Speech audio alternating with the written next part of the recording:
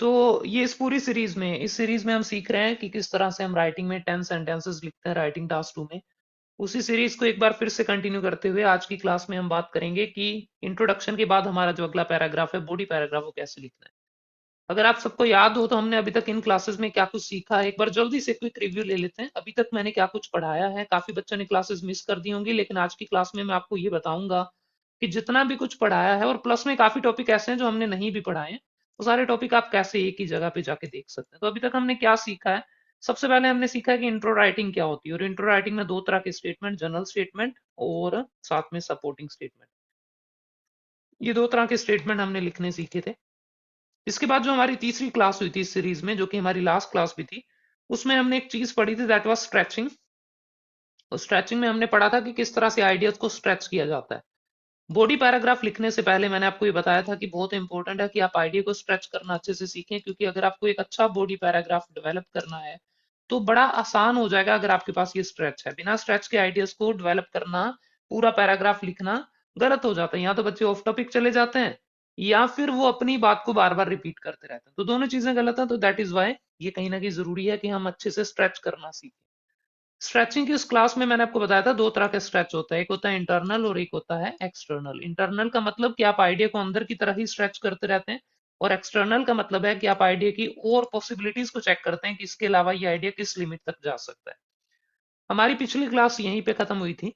अभी तक जितनी भी ये क्लासेस आपने देखी हैं, प्लस आपको एक और बड़ी इंटरेस्टिंग क्लास आपको मिल जाएगी, वो है कि प्लान कैसे करना है पूरा टास्क। राइटिंग टास्क 2 के लिए प्लानिंग कैसे की जाती है, ये सारा कुछ, सारा जितना भी अभी तक मैंने पढ़ाया है, सब कुछ आपको हमारे YouTube पर एक पेज है, ऑक्सफोर्ड पीटी के नाम से एक पेज है, तो उस पेज में आपको मिल जाएगा। मैं चाहता हूँ कि अपने जल्दी से एक बार गो थ्रू हो जाएं कि कहाँ पर जाना है हमें वो देखने के लिए वीडियोस को। जब आप YouTube ओपन करेंगे, मैं एक बार पेज ओपन करके हालांकि दिखा भी देता हूँ आपको।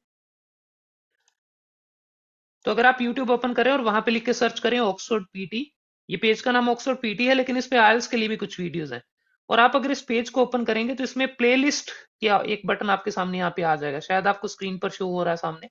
इस प्लेलिस्ट के बटन पर क्लिक करते ही आपके सामने ये आयल्स लेक्चर के नाम से एक छोटी सी प्लेलिस्ट बनी हुई, इसमें 4 वीडियोस हैं। तो मैं चाहता हूँ कि आप ये आयल्स लेक्चर की ये जो वीडियोस हैं, इनको थोड़ा सा ध्यान से एक बार देख लें। इसमें आपको क्या मिलेगा, राइट ऐसे, यहाँ पे अगर आप साइड में देखें तो आपको ये लिखा हुआ दिख रहा होगा, ये रही। तो ये वीडियोस हैं इसमें। राइट ऐसे पार्ट 1, हाउ टू राइट ऐसे, ये पार्ट 1 है। पार्ट 1 में हमने सीखा था टास्क एनालिसिस, ये सब कुछ आपको सीखने को मिलेगा, कितने टाइप के टास्क होते हैं।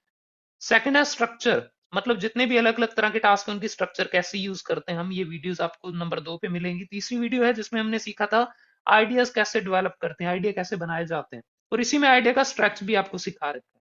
चौथी वीडियो में सिखाया गया था how to write introduction of task 2। Introduction की क्लास में हमने अभी तक जो दो चीजें सीखी हैं, जनरल स्टेटमेंट, सपोर्टिंग स्टेटमेंट, वो दोनों अगर आप में से किसी ने क्लास बाय चांस वो मिस कर दी या कुछ कारण था आप वो अटेंड नहीं कर पाए, तो ये 4 वीडियो आपको उस जगह पे ले आएंगी और एक्चुअली में उससे आगे ले जाएंगे जहां पर जो बच्चों ने रेगुलर क्लासेस अटेंड की थी वो भी इस समय है।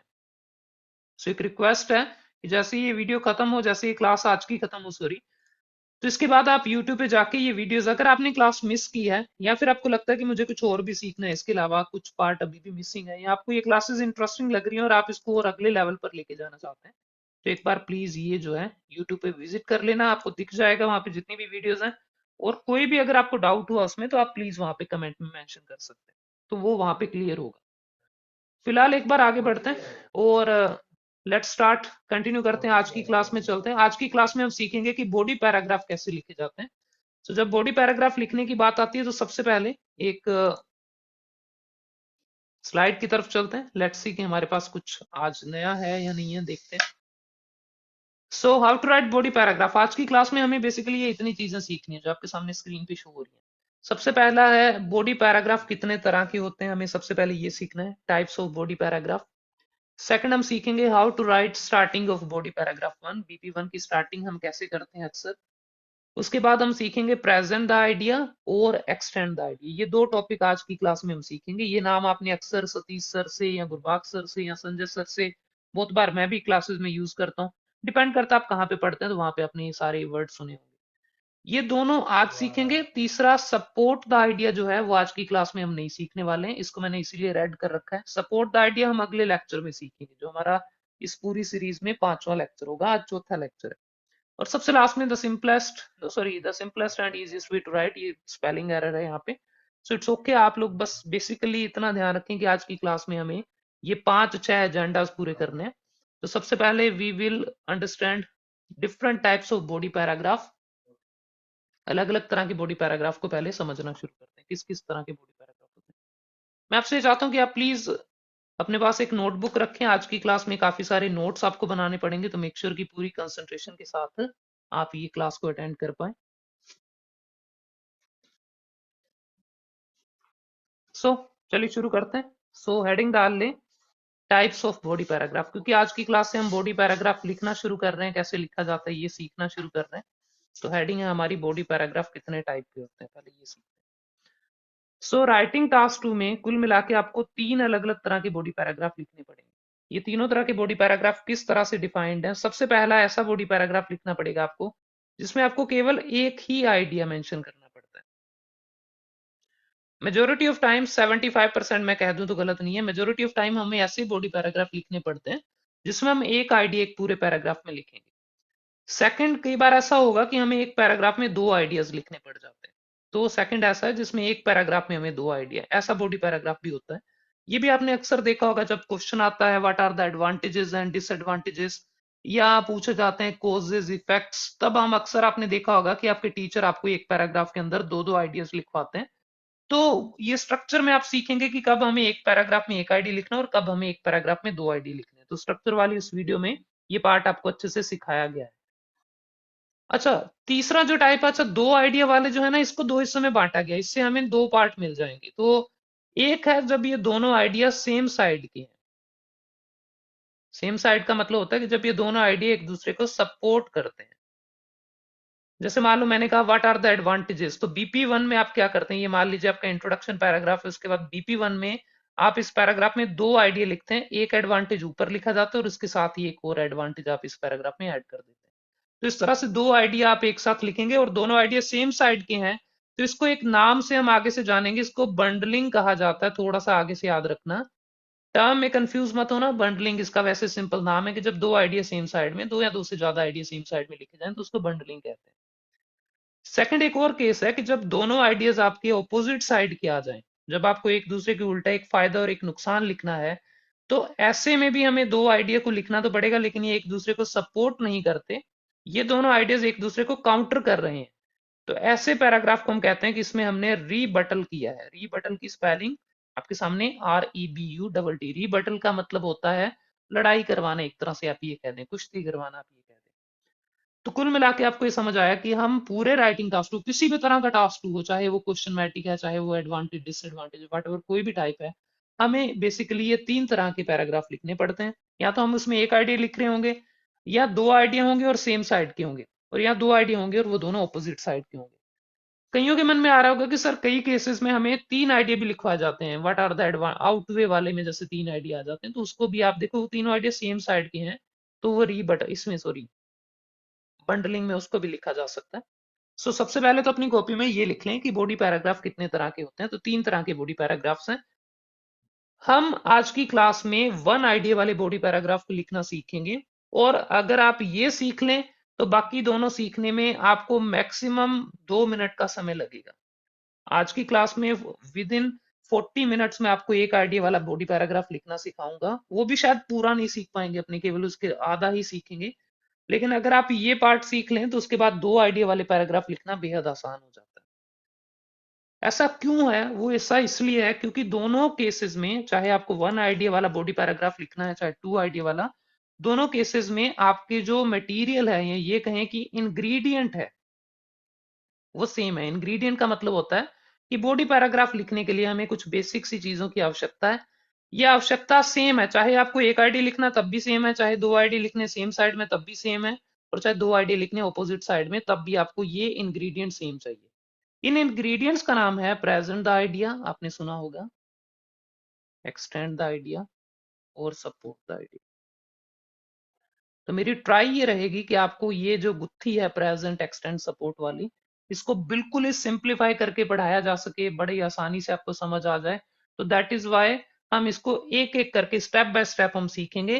आज के इस पूरे लेसन में हम केवल एक पैराग्राफ में एक आइडिया जब मेंशन करना तब उसके बारे में बात करेंगे, ठीक है। तो आपको बस केवल इतना समझना है कि आज अपने केवल एक के ऊपर फोकस करेंगे, दो वाले की टेंशन अभी मत रखना, क्योंकि मन में बार बार आएगा कि अगर दो आइडिया है तब क्या करूंगा। तो वो मैं एक चुटकी में आपको सिखा दूंगा। अगर आपको एक आइडिया लिखना आता तो उसके बाद दो आइडिया पे स्विच करना बेहद आसान है। So just focus on this. मैंने आपको क्या सिखाया कि तीन तरह के पैराग्राफ्स आते हैं, चाहे BP1 है चाहे BP2 है, उसमें भी सेम केस है। और कोई भी पैराग्राफ लिखना तो उसके लिए हमें बेसिकली तीन चीजें चाहिए, present the idea, extend the idea and support the idea.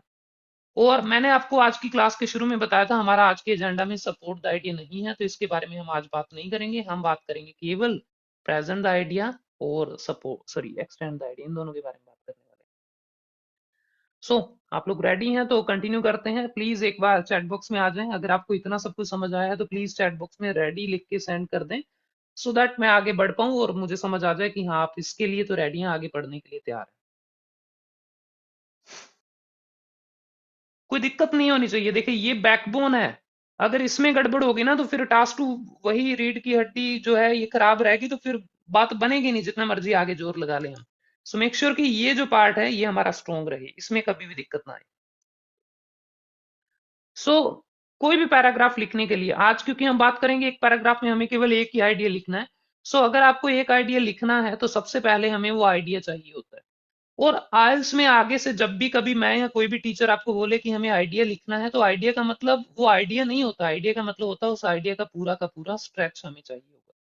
तो हम क्या करेंगे आज की क्लास में, कुछ सैंपल करने के लिए या कुछ एग्जांपल देने के लिए, जो स्ट्रेच वाली क्लास में हमने किया था ना, एक बार उसका हल्का सा रिवीजन कर लेते हैं। एक तो आपको स्ट्रेच थोड़ा सा याद आ जाएगा, हालांकि मुझे लगता है कि हर ब्रांच में ये स्ट्रेच को थोड़ा सा प्रैक्टिस करवाया गया था, मलेरकोटला में भी हुआ था, मुझे पता चला सिरसा में भी हुआ था, और बाकी ब्रांचेस में भी शायद हुआ होगा, नहीं तो आपने खुद भी उसको प्रैक्टिस किया होगा। तो वो जो स्ट्रेच वाले दिन हमने कुछ क्वेश्चंस किए थे, उन्हीं क्वेश्चंस को आज की क्लास में आगे कंटिन्यू करते हैं। सो present idea extend the idea से पहले एक छोटी सी कोट है मेरी तरफ से, आप चाहें तो इसको पढ़ लें। कि मैं चाहता हूं कि इस पूरी क्लास के बाद अगर आप 4-5 बॉडी पैराग्राफ लिख दें, तब जाके आप ये कह सकते हैं कि आपको पूरे कंसेप्ट अच्छी तरह से समझ आए हैं। और ये ध्यान रखना कि क्लास को सीखने के बाद, कुछ एग्जाम्पल देखने के बाद, अगर आप चुपचाप ऐसे ही सो गए, मतलब आपने इस पूरी चीज को खुद प्रैक्टिस करके नहीं देखा, तो ये पूरी क्लास वेस्ट है। तो मेक श्योर कि कम से कम आज जो टास्क आपने क्लास में लिखा था उसको खुद लिख के देखना कि वो कैसे लिखा जा सकता था। आप अगर खुद उसको लिखें तो वो कितनी आसानी से उसको लिखा जा सकता था। उससे पहले हमने एक बार स्ट्रेच वाली क्लास को दोबारा से रिवाइज करते हैं। स्ट्रेच में मैंने आपको सिखाया था कि कोई भी आइडिया अगर हमारे पास आता है, हम उसके बीच में कुछ कीवर्ड्स ऐसे ऐड करके उस आइडिया को अच्छे तरह से समझाने की ट्राई करते हैं। और स्ट्रेच दो तरह का होता है। इंटरनल स्ट्रेच में हम आइडियाज को अंदर की तरफ ऐड करते जाते हैं, जैसे यहाँ पे फॉरेन एजुकेशन से बेटर एजुकेशन मिलती है, उससे जॉब ओरिएंटेड स्किल सीखने को मिलते हैं, उससे हायर कॉम्पिटेंसी मिलती है और उससे बेटर जॉब। और एक दूसरा स्ट्रेच भी सीखा था, दैट वाज एक्सटर्नल स्ट्रेच, जिसमें मैंने आपको बताया था कि कई बार हमें आइडिया को बाहर की तरफ भी स्ट्रेच करना पड़ता है, जैसे बेटर जॉब की वजह से हमें अर्न मोर सैलरी, और मोर सैलरी की वजह से हमने लिखा था बेटर लाइफस्टाइल। अब जब आपके पास इतना कुछ आ गया है, तो अब समय हो चुका है कि मैं आपको बताऊं कि क्या करना है हमें हमारे प्रेजेंट आइडिया में और हमारे एक्सटेंड आइडिया में। तो थोड़ा सा अटेंटिव होकर समझना। हमारे किसी भी पैराग्राफ का जो प्रेजेंट आइडिया होता है, प्रेजेंट आइडिया उस पैराग्राफ की पहली लाइन होती है। और हमें कोशिश ये करनी है कि हमें अपने प्रेजेंट आइडिया में ट्राई ये करना है कि ये हमारा स्टार्टिंग पॉइंट है, this is the starting point, या ये कहें कि ये हमारा टेक ऑफ पॉइंट है। इसको अक्सर टेक ऑफ पॉइंट कहा जाता है। जब आप कल को फ्लाई करेंगे तो जहां से आपकी जो पूरी फ्लाइट है वो स्टार्ट होती है, that is the take off point. And ये जो लास्ट पॉइंट है जहां तक जाके हमारा आइडिया खत्म होगा, this is the landing point. So present idea में आप क्या करते हैं, आप सीधा यहां से टेक ऑफ करते हैं और इस चीज को कनेक्ट करने की ट्राई करते हैं सीधा हमारे लैंडिंग पॉइंट के साथ। फॉर एग्जाम्पल, अगर मुझे ये एक आइडिया अपने पैराग्राफ में लिखना हो, तो मेरी पहली लाइन में उस पैराग्राफ की मैं कुछ ऐसा लिखूंगा कि फॉरेन एजुकेशन से एक फायदा ये है कि इससे हमें बेहतर लाइफस्टाइल मिलता है। आप लोगों को समझ आ रहा है मैं क्या कह रहा हूँ? प्रेजेंट आइडिया बॉडी पैराग्राफ की पहली लाइन, अगर आपको एक पैराग्राफ में एक ही आइडिया लिखना है, तो आप क्या करते हैं कि पहले पॉइंट को क्या करने से अल्टीमेटली क्या हो जाता है, उस चीज को पहली लाइन में मेंशन कर देना। सिंपल। कैसे लिखना है आई टीच यू थोरोली, पूरा डिटेल में सिखाएंगे। अभी बस ये देख लो कि हमें करना क्या है। इसको कैसे करना है वो मेरी जिम्मेदारी है, मैं सिखा के जाऊंगा, सो डोंट वरी। पहली लाइन में हमें बस केवल सीधा एक क्रैश लैंडिंग करवा देनी, सीधी ले जाके जहां पे हमें फाइनली पहुंचना है। क्लियर है? अच्छा, मान लो किसी ने अगर अपना मेन आईडी लिखा होता कि फॉरेन एजुकेशन, और उसने मान लो इसको यहीं तक लिमिट किया होता, मतलब उसने इसका जो अल्टीमेट पॉइंट रखा होता वो बेटर जॉब को रखा होता, तो उसका जो ये प्रेजेंट आईडी होता है वो कैसे आता कि फॉरेन एजुकेशन से क्या मिलती है, हमें बेहतर जॉब मिलती है, तो यहाँ पे लाके उसको खत्म कर देता। पहली लाइन में हमें अपना आइडिया अच्छे से लिखना है। पढ़ने वाले को पहली लाइन से पता चलना चाहिए कि हम किस चीज के बारे में बात करने वाले हैं। आई होप आपको ये क्लियर हो गया होगा कि प्रेजेंट आइडिया में हमें क्या करना है। चलिए आगे चलते हैं। इट्स ओके, हाँ सही है, सबको आ रहा है समझ, ठीक है। कंटिन्यू करते हैं फिलहाल एक बार।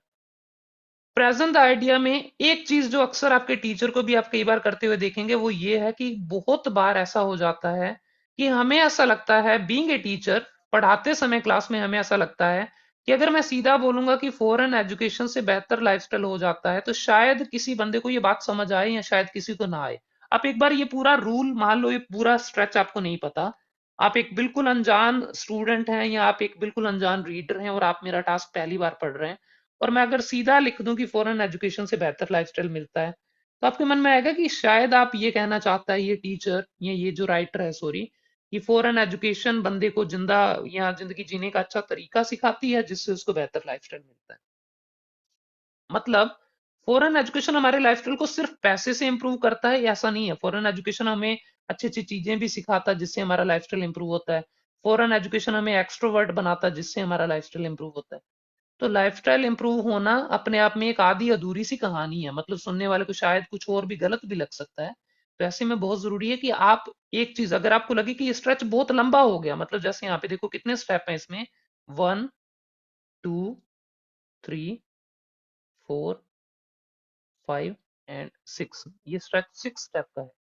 मेरा जनरल आइडिया है कि अगर ये स्ट्रेच 2 स्टेप से ज्यादा का हो, मतलब 3 4 कुछ भी हो, 2 से ज्यादा है बस, तो आप बीच में एक सपोर्टिंग इसमें कुछ ऐसा भी लिख दें जिससे कि सामने वाले को समझ आए कि मैं किस चीज के बारे में बात कर रहा हूँ। जैसे मैं एक लाइन आपको पढ़ के सुनाता हूँ, आप फर्क देखना।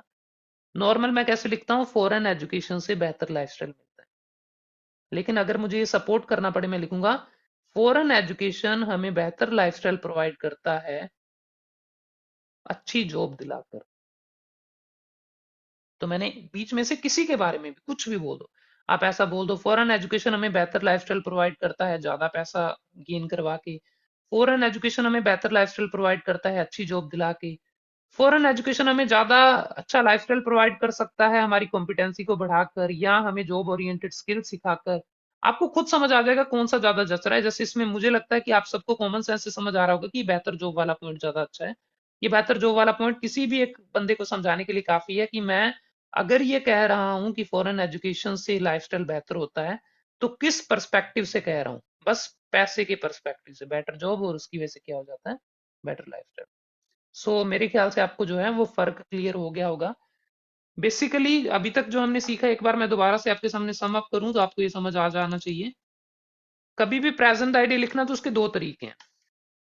सिंपल तरीका, अगर आपको स्ट्रेच छोटा सा मिला है जैसे मान लो 1 2 3 और 4, ये छोटा सा तरीका है, तो इसमें स्ट्रेच आप देखो कितने स्टेप का है, 1 2, वैसे तो इसमें भी 3 स्टेप का बन गया, बट आप इसमें सीधा लिख सकते हैं कि अगर ये वाला काम होता है, इफ थिंग वन हैपन्स या if thing A happens then thing B also happens, तो ये जो बी चीज है ये भी अपने आप हो जाती है। लेकिन अगर आपको लगे कि स्ट्रेच थोड़ा लंबा है, स्टेप थोड़े ज्यादा है इसमें, then it is always better कि आप ऐसे लिखें कि if A happens then B also happen. और इसमें एक लाइन जो मैं फिक्स मैं यूज करता हूं, दैट इज ड्यू टू, और ड्यू टू के बाद आप क्या लिखते हैं, एनीथिंग, ये सी की वजह से ऐसा होता है तो ड्यू टू सी ये लास्ट में मेंशन कर दें।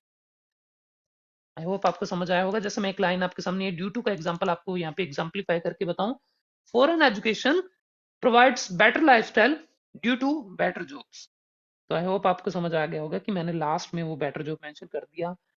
बोथ आर फाइन, अगर आप मेंशन करें तब भी ठीक है, अगर आप मेंशन ना करें ना दैट्स ऑल्सो फाइन, कोई आपके वहां पे स्कोर नहीं कम कर सकता क्योंकि आपने एक्सटेंड अगली लाइन से स्टार्ट कर देना, तो एक्सटेंड में सब कुछ आ जाएगा कि बेटर जॉब, जॉब ओरिएंटेड, ये everything is gonna be covered, तो कोई दिक्कत नहीं है उसमें।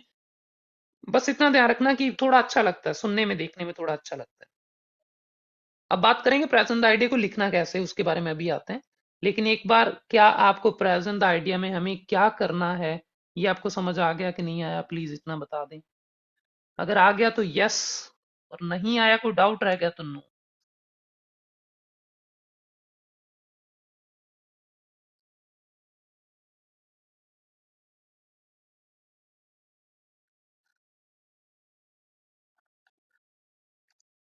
चलिए, मेरे ख्याल से यस ये सब।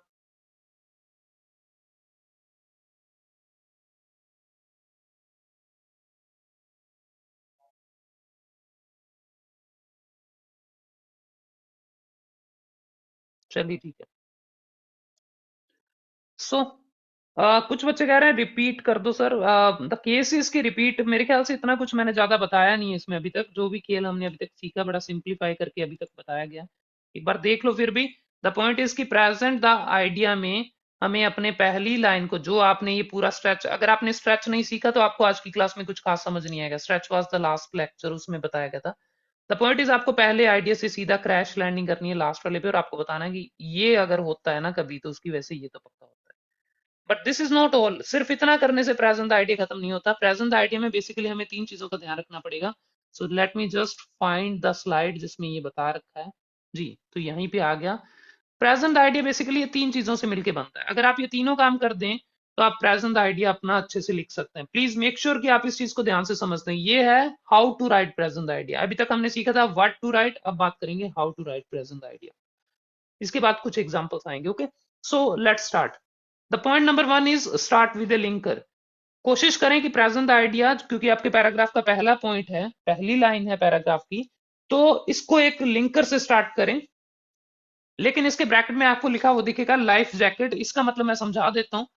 इसका मतलब ये है, लाइफ जैकेट का मतलब ये होता है, जब कभी आप जिंदगी में स्विमिंग करना सीखेंगे तो आपको पता चलेगा कि शुरुआत में जब आपको तैरना अच्छे से नहीं आता, तो कहीं आप मर ना जाएं, इस डर से आपको एक जैकेट पहनाई जाती है जिसको कहा जाता है लाइफ जैकेट। वो आपकी जिंदगी बचाने का काम करती है। वो लाइफ जैकेट आपको डूबने से बचाती है, लेकिन वो लाइफ जैकेट सिर्फ तब तक पहनी जाती है जब तक कि आपको तैरना नहीं आता। जैसे ही आपको तैरना आ गया, जैसे ही आप स्विमिंग अच्छे से सीख गए हैं, अब आपको लाइफ जैकेट की नीड नहीं है, अब आप इसको छोड़ सकते हैं। This is same as using the linker in the first sentence. पहले सेंटेंस की शुरुआत अगर आप एक लिंकर से कर रहे हैं तो इसमें कोई गलती नहीं है, कोई भी मतलब नुकसान वाली बात है नहीं वैसे एक्चुअली। बट एक्चुअली में जो अच्छे राइटर्स हैं वो कोशिश करते हैं कि ये शुरुआत में एक लिंकर यूज करने से थोड़ा सा बचा जाए। ये कैसे बचा जाता है ये हम अभी कुछ एग्जांपल में सीखेंगे। बट आप मेक श्योर करें कि अभी अगर आप बिल्कुल स्टार्टर हैं, आप स्टार्टिंग कर रहे हैं, सॉरी बिगिनर हैं, और अभी आपने आइल्स के कुछ खास लेक्चर्स आपने अटेंड नहीं किए और आपने बहुत एसेज नहीं लिखे हैं, तो आप अपने पैराग्राफ की शुरुआत किसी एक लिंकर से स्टार्ट करें। लिंकर स्टार्ट करने से फायदा ये हो जाता है कि आपको पैराग्राफ में एक अच्छा हेड स्टार्ट मिल जाता है। कहीं ना कहीं ये पिछले पैराग्राफ से भी कनेक्ट हो जाता है, तो वो भी एक है आपके लिए फायदा। जैसे on the one hand use किया जाता है, on the other hand, to begin with बहुत बार यूज करते हैं जो नए बच्चे हैं। तो दैट्स फाइन। इसमें मैं, देखो गलतियां हैं, इसको सुधारा जा सकता है, इंप्रूव किया जा सकता है। बट इस क्लास में मैं कोशिश कर रहा हूँ कि बिल्कुल ग्राउंड लेवल से, जो बच्चों को लिखना बिल्कुल ही नहीं आता, हम उनको भी साथ में लेके चल रहे हैं। तो that is why it's crucial कि आप सब लिखना शुरू करें। इट्स ओके, लिंकर यूज करो। धीरे धीरे धीरे जब चार पांच छह एसेज आपने चेक करवाए, टीचर अपने आप आपको बताएंगे कि बिना लिंकर के कैसे लिखा जाता है। तो linker is fine to start with. But जैसे जैसे आप अपना लेवल अप करते जाएंगे, लिंकर को धीरे धीरे, याद रखें कि लाइफ जैकेट को पहनकर ओलंपिक लेवल की स्विमिंग तो हो नहीं सकती। आपने माइकल फेल्प्स को नहीं देखा होगा लाइफ जैकेट पहन के स्विमिंग करते हुए। So keep this in mind कि इसको थोड़ा समय बाद हमें छोड़ना है। लिंकर के बारे में बात हो रही है। Okay, point number two, tell the side of argument. इसका मतलब ये है कि जब भी आप ऐसे लिखते हैं तो ऐसे में हमेशा ना आर्ग्यूमेंट्स की अलग अलग साइड होती है। जैसे मान लो दो साइड्स हैं, एक side I advantages and other side is disadvantages. एक side is agree and the other side is disagree. एक side is cause and other side is yes solution. Problem के कोज होते हैं और साथ में सॉल्यूशन होते हैं। इसी तरह से एक साइड हो सकती है फॉरेन एजुकेशन, एंड एक साइड हो सकती है कि अपने इंटर मतलब लोकल एजुकेशन, अपने देश में रह के पढ़ाई करना। एक साइड हो सकती है वर्क फ्रॉम होम, एक साइड है वर्किंग इन ऑफिस। एक साइड हो सकती है ऑनलाइन क्लासेस, एक साइड हो सकती है ऑफलाइन क्लासेस।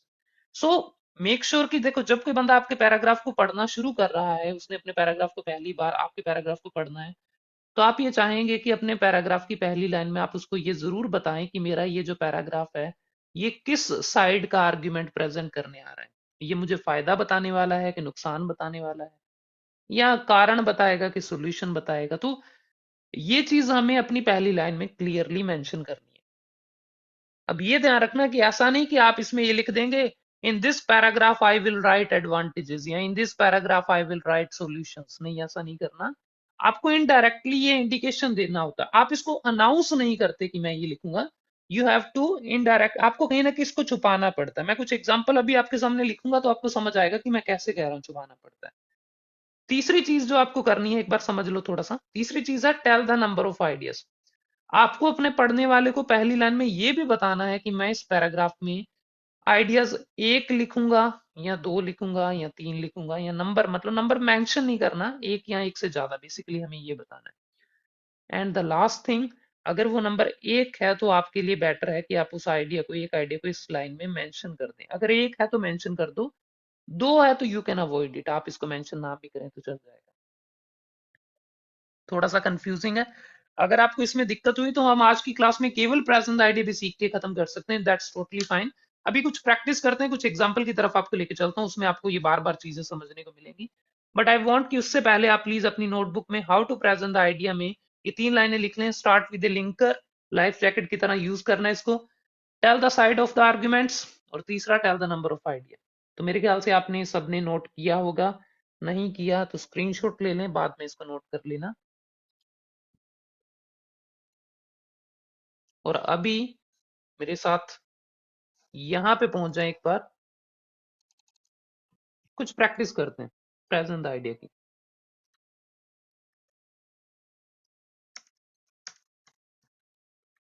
तो मैं कुछ प्रेजेंट आइडिया के मैं एग्जांपल दे रहा हूं आपको। मेरे ख्याल से पैराग्राफ की शुरुआत आप ऐसे कर सकते हैं, जैसे मान लो मैंने शुरू किया, to begin with comma the biggest advantage of living, या स्टडिंग है तो स्टडिंग कर लेते हैं, of studying in a foreign country is better lifestyle. ये मैंने उस पैराग्राफ का प्रेजेंट आइडिया लिखा है, बिल्कुल सिंपल सा, कोई ज्यादा मैंने वो नहीं किया, वो कैब वगैरह कुछ शो ऑफ नहीं करना चाहता मैं। हमने जो अभी बनाया था ना, आपके सामने पैराग्राफ चल रहा था कि जब हमें फॉरेन एजुकेशन होती है तो उसकी वजह से हमें क्या मिल जाता है, बेहतर लाइफस्टाइल मिल जाता है। अब देखो आप इसमें थोड़ा सा समझो कि मैंने जो चीजें अभी तक बोली थी आपके सामने, जो तीन रूल लिखवाए थे, वो तीनों रूल मैं कैसे साबित कर रहा हूँ आगे, इसमें मैं ढूंढ के दे रहा हूँ। आगे वालों में मैं आपकी कोई हेल्प नहीं करूंगा, उसमें आप खुद ढूंढेंगे सारे। सबसे पहले क्या, मैंने इसको लिंकर से स्टार्ट किया। पॉइंट नंबर वन मैंने कवर किया, टू बिगिन विद, यहाँ पे एक लिंकर है। अभी मैं एक बेबी हूँ, छोटा सा हूँ, तो मैं ये यूज कर रहा हूँ। बेबी मतलब आयल्स के फील्ड में बेबी हूँ तो मैं यूज कर रहा हूँ। अदरवाइज अब मार्केट में बड़े बेबी भी हैं, मैं उनकी बात नहीं कर रहा, मैं छोटे बेबी की बात कर रहा हूँ। तो वो छोटा बेबी ये कर सकता है, लेकिन जैसे जैसे आप बड़े होते जाते हैं, थोड़े आप मैच्योर हो गए आयल्स में, तो आप इसको छोड़ सकते हैं, आप इस पूरी टर्म को यूज करना अवॉइड कर सकते हैं। आगे कुछ एग्जांपल आएंगे, you will see that. Second मैंने बताया था कि हमें साइड ऑफ आर्ग्यूमेंट बतानी है। साइड ऑफ आर्ग्यूमेंट इसमें यहाँ पे देखो क्वेश्चन, ये जो क्वेश्चन है ये पक्का एडवांटेज डिसएडवांटेज होगा, और यहाँ पे देखो लिखा हुआ है कि ये इस पैराग्राफ में मैं क्या लिखने वाला हूँ, एक एडवांटेज लिखने वाला हूँ। तो ये एडवांटेज पार्ट जो है ये मुझे क्लियरली दिखा रहा है कि मैंने यहाँ पे एडवांटेज मेंशन करना है। तो मेरी साइड यहाँ पे क्लियर होगी। अब मुझे कोई ये बता सकता है कि मैंने नंबर कहाँ पे लिखा आइडिया का? एनीवन? इस पूरी लाइन में कहाँ पे आइडिया कितने लिखूंगा, ये कहाँ पे मेंशन हुआ है?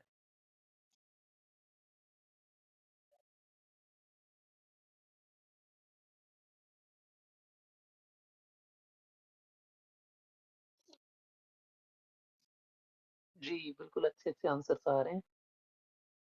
हिमांशी कह रहे हैं एक आइडिया लिखेंगे, बिल्कुल ठीक है, पर पता कैसे चल रहा है?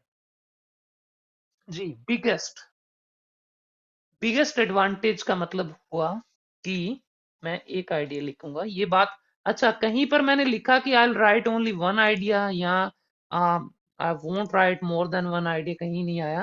लेकिन इस बिगेस्ट ने ना ये बात खुलेआम अनाउंस कर दी कि इस पैराग्राफ में हमें केवल वन आइडिया मेंशन करना है। और मैंने बताया था कि अगर एक आइडिया हो तो उस आइडिया को मेंशन भी कर दो, तो वो आइडिया मैंने यहाँ पे मेंशन किया, इज बेटर लाइफस्टाइल, वो आइडिया भी यहाँ पे आ गया। अच्छा लगा मुझे, आप सब अटेंटिव होकर सुन रहे हैं। अब कुछ और एग्जांपल करते हैं, जैसे जैसे आप एग्जांपल देखते जाएंगे फिल्म आपके सामने क्लियर होती जाएगी, ठीक है। So this was the first example, and I'm writing second one. Hold on a second. चलिए सेकंड पे चलते हैं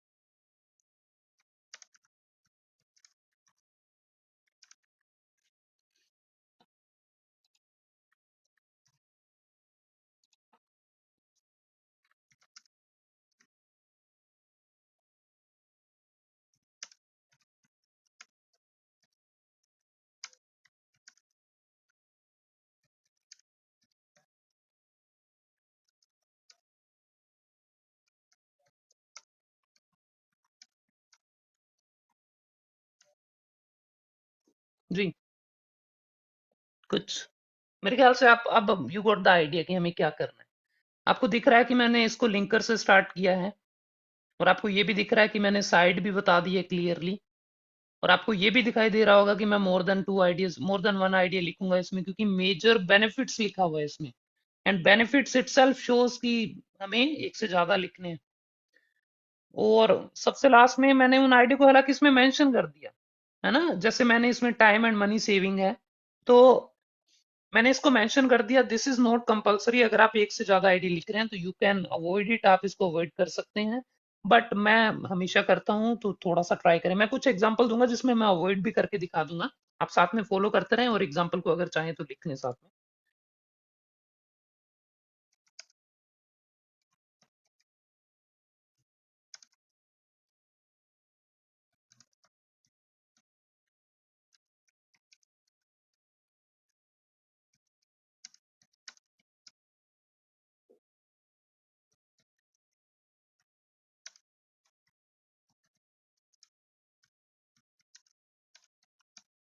जस्ट मैंने कुछ लिखा आपके सामने। इस बार आपको क्या अलग दिखा है इस प्रेजेंट आइडिया में? व्हाट कैन यू सी कि मैंने वो डिफरेंटली किया है, कुछ अलग किया है इसमें?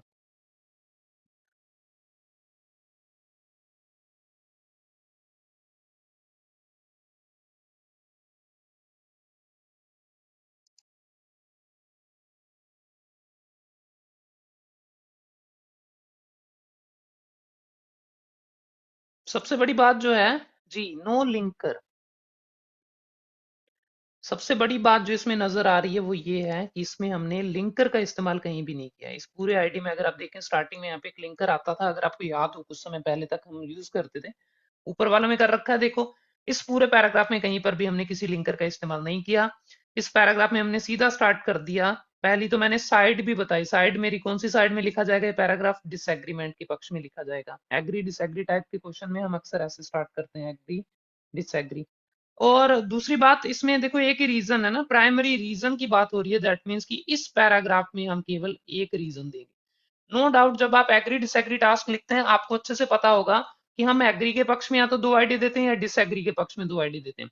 अब डिसएग्री के पक्ष में जो बीपी1 है उसकी शुरुआत में, इस बीपी1 में तो एक ही आईडी आएगा ना, तो उसकी शुरुआत में अक्सर ऐसे करता हूं, the primary reason behind my disagreement. इसमें लिंकर नहीं है, इसमें मेरी साइड पता चल रही है, इसमें मेरे नंबर ऑफ आइडियाज पता चल रहे हैं। तो this is the perfect example जिससे आपको ये पता चलेगा कि प्रेजेंट आइडिया को कैसे लिखा जाता है। कुछ और एग्जांपल्स करते हैं। अभी तक मेरे ख्याल से एक मोनोटोन सा चल रहा है, तो मैं थोड़ा सा माहौल बदलने की ट्राई करता हूँ इस एग्जांपल में। Example number 4।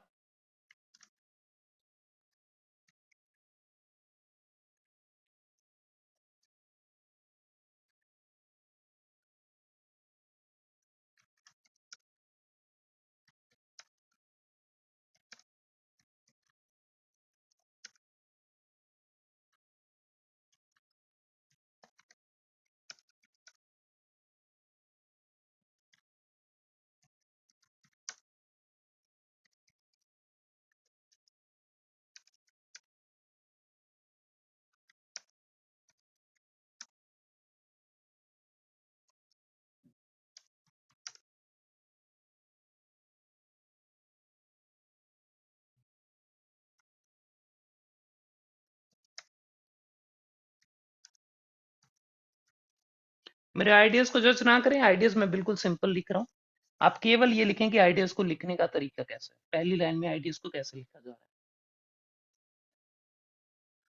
जी, इस क्वेश्चन में देखिए हमने फिर से एक लिंकर से स्टार्ट किया है, लेकिन इस क्वेश्चन में मैंने थोड़ा अलग ये कर दिया कि नॉर्मली मैं आइडियाज को लास्ट में लिख रहा था ऊपर जितने भी एग्जांपल दिए। इस क्वेश्चन में मैंने क्या किया, आइडियाज से शुरू कर दिया। Increase pollution and global warming are the two major effects of rising traffic levels. देखो अभी भी अगर आप सब समझ रहे हैं तो मैं एक चीज, थोड़ा सा समय लूंगा लेकिन एक चीज मैं आपको दिखाना चाहता हूँ। इसका बेसिक जो एसेंस है ना वो अभी भी सेम है। अभी भी मैंने कुछ ऐसा नहीं किया कि मैंने उस बेसिक चीज को खत्म कर दिया। एसेंस क्या था कि मैं ये बताना चाहता हूँ कि साहब जब ये काम होता है उससे ये काम होता है, उसकी वजह से ये हो जाता है, उसकी वजह से ये हो जाता है और इन सब की वजह से फिर फाइनली ये हो जाता है। प्रेजेंट आईडी में what I need to do, मुझे ये काम करना है, सीधा जंप करना है यहाँ पे। और आप इसमें भी देखो, अगर ट्रैफिक के लेवल बढ़ते हैं तो इससे सीधा सीधा क्या होता है, एक तो पोल्यूशन बढ़ता है जी, दूसरा एक और आईडी मेरे पास है, ग्लोबल वार्मिंग होती है। तो ये हालांकि कैसे पोल्यूशन कैसे बढ़ता है बाद में बताऊंगा, ये एक्सटेंड में आएगा। ग्लोबल वार्मिंग कैसे बढ़ती है बाद में बताया जाएगा, this is not the point. लेकिन हमें ये ध्यान रखना है कि हमें सीधा पहली बात को सीधी लास्ट बात के साथ कनेक्ट करना है।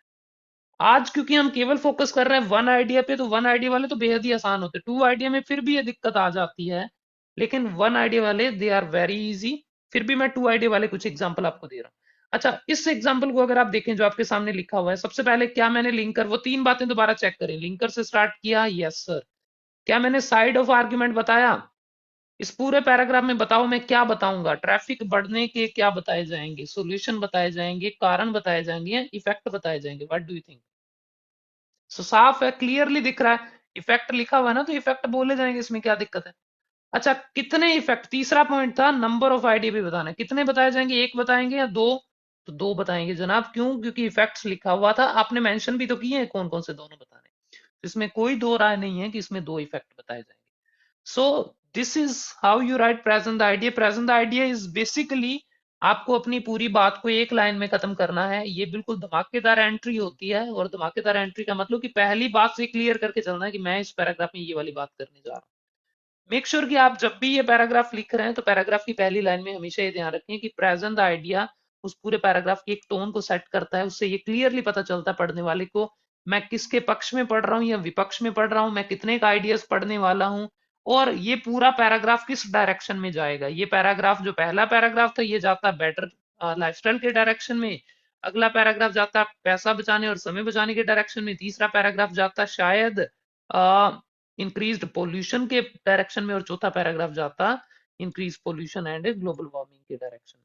तो पढ़ने वाले को शुरू से पता होता है कि लास्टली बात जाके यहाँ पे खत्म होने वाली है। वो कैसे पहुंचता है यहाँ तक, that is extend the idea. Extend the idea हमारी अगली क्लास में आएगा। अभी कुछ और एग्जाम्पल भी करते हैं, लेकिन एक बार मैं चाहता हूँ कि हम थोड़ा सा एक्सटेंड के बारे में बात करें। तो चलिए भाइयों और बहनों, साथ में आ जाओ सारे, देखो ध्यान से। इस क्वेश्चन में अभी हमने थोड़ी देर पहले एक बात की थी, मैंने आपको बताया था कि जब आप सीधा यहाँ से यहाँ पे जंप करवा दें, that is present the idea. अब अगली लाइन में एक्सटेंड स्टार्ट करेंगे, और एक्सटेंड में हम ऐसे बताते हैं कि इसकी वजह से ये होता है, इसकी वजह से ये होता है, इसकी वजह से ये होता है, फिर उसकी वजह से ये होता है, और फिर उसकी वजह से ये होता है, और फिर उसकी वजह से ये होता है। This is called extend the idea. Extend the idea हम 5 बैंड का भी लिखना सीखेंगे, हम 7 बैंड वाला भी सीखेंगे, हम 8+ वाला भी देखेंगे कैसे लिखते हैं। तो वो भी है, लेकिन मैं ना अभी मुझे लग रहा है कि प्रेजेंट आइडिया में ना बहुत कुछ है, मेरे लिए सिखाना बहुत आसान है। किसी भी टीचर जो साथ में अभी क्लास लगा रहे हैं, हम सबके लिए, क्योंकि इसमें एक ही तो लाइन लिखनी है, क्या दिक्कत है।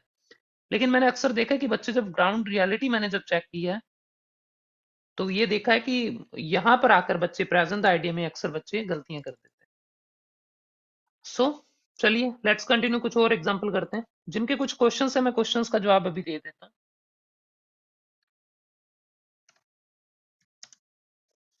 चलिए कुछ और एग्जाम्पल कर लेते हैं, उसके बाद हम क्वेश्चंस की तरफ आएंगे। जो जो क्वेश्चंस है प्लीज चैट बॉक्स में लिखते जाना सारे, एंड फिर कंटिन्यू करते हैं। सो नेक्स्ट एक और एग्जाम्पल आया कि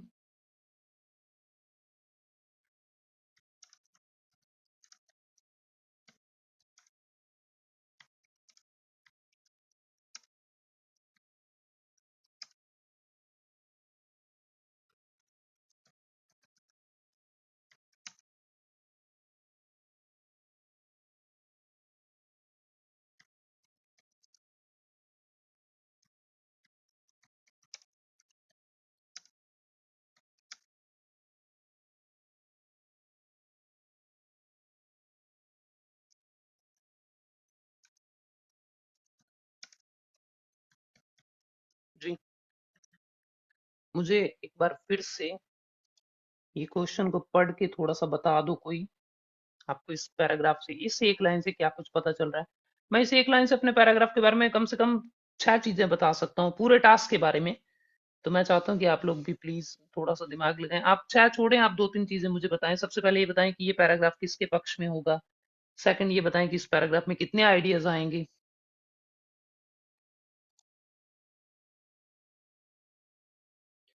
किरण मलेरकोटला से पूछ रहे हैं पर्सनल एग्जांपल दे सकते हैं। तो एग्जाम्पल के बारे में सपोर्ट द आइडिया में हम बात करेंगे किरण, तब बात करेंगे, डिस्कशन होगा इसके बारे में। किसी ने कहा कि personal pronoun like my in BPs. BP में पर्सनल प्रोनाउन का इस्तेमाल, पर्सनल प्रोनाउन जब आपको रोका जाता है तब आपको ओपिनियन देने के लिए, देखो मैं पर्सनल प्रोनाउन ओपिनियन देने के लिए यूज कर रहा हूँ वहां पे। आप ऐसे नहीं यूज कर सकते, जैसे मान लो आप लिख सकते हैं कि my brother has done this, या आई एम। आप जब कोई एग्जांपल दे रहे हैं तो आप उसको पर्सनली अपने ऊपर फोकस ना रखें। तब आपको उस पैराग्राफ में, जैसे मान लो मुझे लिखना है कि फॉरेन एजुकेशन से पैसा, तो आप ऐसा नहीं लिख सकते कि मैं जब फॉरेन जाऊंगा तो मैं पैसा कमाऊंगा और मेरा लाइफस्टाइल बेहतर हो जाएगा। तब आपको पीपल के बारे में लिखना, तो इन दैट केस आपको माई रिस्ट्रिक्ट किया जाता है। अदरवाइज ऐसा कोई रूल नहीं, आप स्ट्रिक्टली, अब आपको ये समझाना मुश्किल है तो माई सीधा रिस्ट्रिक्ट होता है। बट ऐसा कोई डायरेक्टली कहीं पे मेंशन नहीं है कि माई लिख ही नहीं सकते अपने, या माई को अवॉइड करना पूरी तरह से। आप ओपिनियन कैसे देंगे बिना इसके, पूरे टास्क में लिखना तो पड़ता ही है।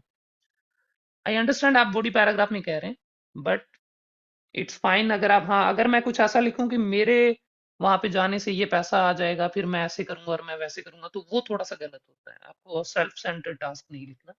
बट यहाँ पे तो सिर्फ ओपिनियन देने के लिए, कौन से में लिखा था वैसे, माई अपने कहाँ पे लिखा हुआ है? ओके, यहाँ पे लिखा, ठीक है। द प्राइम तो माई डिसएग्रीमेंट, देखो ये मैं अपना ओपिनियन दोबारा से रीस्टेट कर रहा हूँ, माई डिसएग्रीमेंट। ऊपर मैंने इंट्रोडक्शन में क्या लिखा होगा, आई डिसएग्री, और फिर मैंने उसको लिखा कि माई डिसएग्रीमेंट का पहला रीजन है, तो इट्स ओके, कोई इश्यू नहीं है इसमें। ओके, करण कह रहे हो इफ को कब अवॉइड करना चाहिए। करण प्लीज, ग्रामर की क्लास कल है, गुरबाग सर के लिए ये क्लास हमने रखी हुई है, तो गुरबाग सर कल ये क्लास करवाएंगे आपको। उसमें आपको ये क्लियर हो जाएगा कि कब हमें इफ को अवॉइड करना और कब हमें लिखना है। इफ को वैसे अवॉइड करना ही क्यों है, मुझे लगता है कि लिखो उसको, अगर एक आधी जगह पे तो जरूर लिखो। हाँ, कई गलत जगह पे लिख देते हैं तब गड़बड़ हो सकती है उसमें।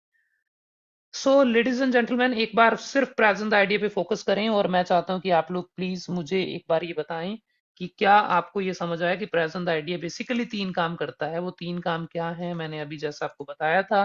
सबसे पहले लिंकर से शुरू होगा, और साथ में बेचारा हमें ये बताएगा कि कितने आर्ग्यूमेंट्स आएंगे, और साथ में हमें नंबर ऑफ आइडियाज बताता है। इसको लिखना ट्राई करें साथ में, और कोशिश करें कि एक्सटेंड, अभी कल अपने जैसे सीखेंगे, मैं ट्राई करता हूँ कि एक्सटेंड के लिए भी कल, हालांकि वैसे शायद पीटी की क्लास हो सकती है कल, आपको क्लास में अनाउंस करेंगे कि कल क्लास है या नहीं है। लेकिन अगली क्लास में मैं ये सारा एक साथ अपने लपेट के, और एक्सटेंड और सपोर्ट दोनों एक साथ खत्म करेंगे। तो बेसिकली अगली 2 लेक्चर में बॉडी पैराग्राफ आपको लिखने आ जाएंगे, चाहे वो 1 आइडिया वाले हैं, चाहे 2 आइडिया वाले, चाहे 3 आइडिया वाले, तो डजेंट मैटर, आप सब उसको लिख पाएंगे।